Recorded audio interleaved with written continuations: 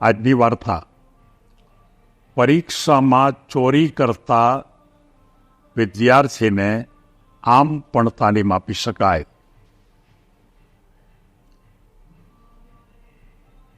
મિત્રો, ચોરી કરતા વિદ્યાર્થીને તાલીમ આપવી એટલે ચોરી કરવાની તાલીમ આપવાની નથી, પણ ચોરી કરવાથી આપણને કેટલું નુકસાન થાય અથવા ચોરી કરીને આપણે કેટલા ડિસ્ટર્બ થઈએ એની તાલીમ આપવાની છે. કોઈ એક વખત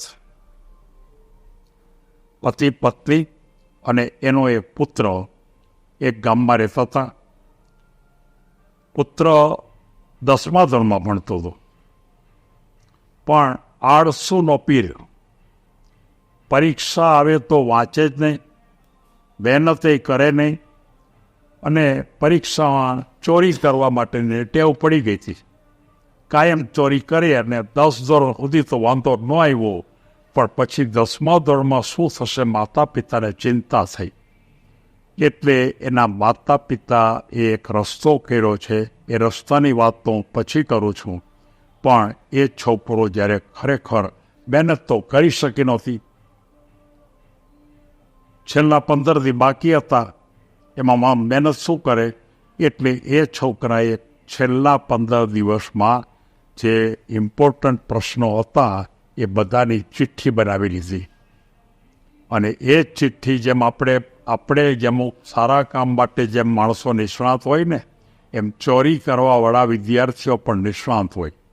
એટલે દરેકે દરેક વિષયની અંદર 30-40 પ્રશ્નોની ચિઠ્ઠી બનાવી અને બરોબર વ્યવસ્થિત રીતે એકદમ તૈયાર કરી રાખી. અને પછી એને પહેલું પેપર આવ્યું અને પહેલા પેપરની અંદર એ બરોબર ચિઠ્ઠી ખિસ્સામાં નાખી અને ત્યાં જાય છે. એટલે જેટલું આવડતું હતું એટલું લખી નાખ્યું. આવડતું તો કાંઈ નહોતું, કારણ તૈયારી તો હતી નહીં. એટલે પછી એમ થયું કે હવે અંદર ખિસ્સામાં પડેલી ચિઠ્ઠી કાઢીએ. એટલે એને અંદરથી ચિઠ્ઠીમાં હાથ નાખ્યો. ક્રમ પ્રમાણે જ પ્રશ્ન ગોઠવા હોય, કયો પ્રશ્ન કેટલામાં છે એ પણ એને ખબર હોય. એટલે એને તરત જ એમ કે આ પ્રશ્ન જે લખવાનો છે એ 5મી ચિઠ્ઠીમાં છે, એટલે તરત જ અંદર ગણી હાથ નાખી અને 5મું કાઢ્યું. પણ જેવું 5મું કાઢ્યું તો એને જોયું તો આ તો બીજા પેપરની ચિઠ્ઠી નીકળી. મૂળ પેપર તો હતું બીજું અને આ પેપર તો બીજા છે. એને એમ થયું કદાચ એકાદી ચિઠ્ઠી આડેવડી થઈ ગઈ હશે, એટલે ફરીવાર એને બીજી કોઈ ચિઠ્ઠી કાઢી તો એ પણ બીજા પેપરની નીકળી, આ પેપરની નીકળી જ નહીં. કન્ફ્યુઝ થઈ ગયો કે હવે શું કરવું ખબર નથી પડતી, અને એમાં મૂંઝાઈને એ ખરેખર જેટલું આવડતું તેટલું લખી 10મા ધોરણની બોર્ડની પરીક્ષા અને ઘરે જઈને એના પિતાને એમ કહે છે કે મારું પેપર બહુ સારું ગયું નથી. છે હું એકદમ મૂંઝાઈ ગયો હતો, મને આવડતું હતું પણ પેપર આવ્યું જ નહોતું. તો કે ખરેખર તને તકલીફ શું પડી? ત્યારે પહેલાં એક દીકરો એમ કહેતો નથી કે ચોરી આ ખોટી બદલાઈ ગઈ હતી. ત્યારે એના પિતા એમ કહે છે કે તું ચિઠ્ઠી જે લઈ ગયો તો એમાં કંઈ ચિઠ્ઠી બદલાઈ ગઈ એવું કંઈ હતું? તો કે તમને કેમ ખબર પડી કે ચિઠ્ઠી લઈ ગયો તો મને કેવી રીતે ચિઠ્ઠી બદલાઈ ગઈ? ત્યારે એના માતા પિતા એમ કીધું કે બેટા, અમે જ એ ચિઠ્ઠી બદલાવી નાખી હતી. અમને ખબર હતી કે છેલ્લા 15 દિવસમાં તું પાસ ન થા, અને તે ચિઠ્ઠી બનાવતો તો રાત્રે એ પણ અમને ખબર હતી. વ્યવસ્થિત રીતે બધી બનાવી, પણ અમે બંને નક્કી કર્યું હતું કે આ રીતે જો ચોરી કરી અને છોકરો જો આ વખતે પાસ થઈ જશે તો કાયમ માટે એની જિંદગી ખતમ થઈ જશે. અને એ છોકરાને ચોરી કરીને પાસ કરવા માટે આપણે પ્રયત્ન કરવો નથી. એટલે તું જ્યારે ખરેખર જવાનો હતો અને તે આ પેપરની જે ચિઠ્ઠી મૂકી હતી, અમે એ થોકડી કાઢી અને એની જગ્યાએ બીજી થોકડી મૂકી દીધી. અમે તને કીધું નહોતું, અને અમારે તું પાસ થઈ જાય એ રીતે ચોરી કરીને એવું ઈચ્છા પણ નહોતી. અને એટલા માટે તું ખરેખર તને જે ચિઠ્ઠી મળવી જોઈતી હતી એ ચિઠ્ઠી ન મળી.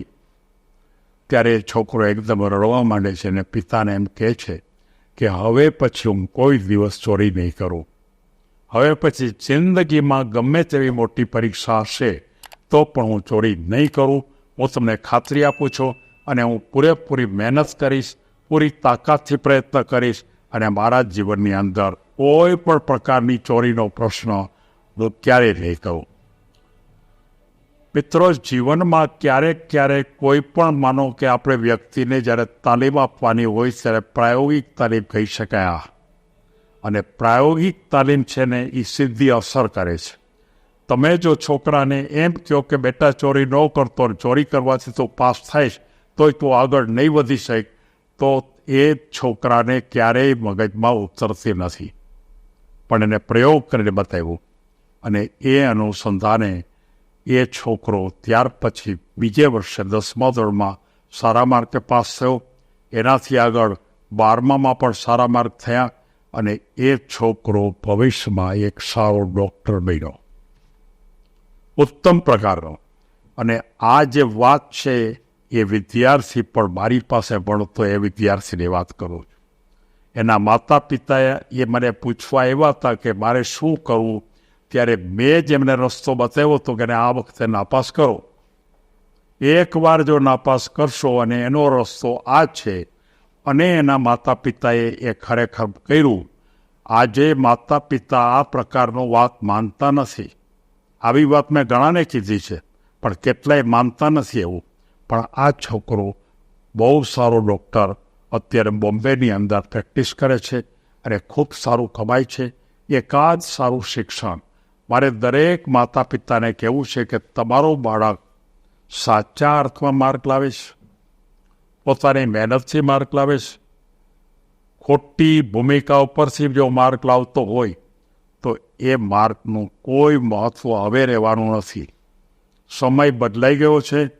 આ સમયની અંદર માર્કનું શિક્ષણ પૂરું થાય છે. અને જો તમારા સંતાનને મહાન બનાવવા હોય તો તમે એને વધારે સારું શીખવાડો, એને વધારે સારો અભ્યાસ કરે અને પોતાની તાકાતથી જો આગળ વધશે તો જ આગળ વધી શકશે, નહીંતર એ આગળ વધી શકશે નહીં. ગોખાવાથી પણ કાંઈ વળવાનું નથી. બહુ જાજી વખત પેપરો લખવાથી પણ કાંઈ વળતું નથી. એક વખત એના મનમાં જો વિચાર આવે કે હવે પછી મારે ખૂબ તાકાતથી ભણવું છે, હવે પછી હું બહુ હિંમત કરીને મારી તમામ શક્તિનો ઉપયોગ કરીશ, એક વખત મારી પાસે જે શક્તિ ઓછી હશે એ બીજા પાસેથી હું મદદમાં લઈશ અને હું રાતને દિવસ પ્રેક્ટિસ કરીશ, આવા જો વિધાનો એના આંતરમનમાં જો ચાલ્યા જશે તો એ સંતાન ખૂબ આગળ જશે. એમ હું કહું છું. આ વાર્તાની ભૂમિકા પર તમને કહે છે. સૌને ધન્યવાદ.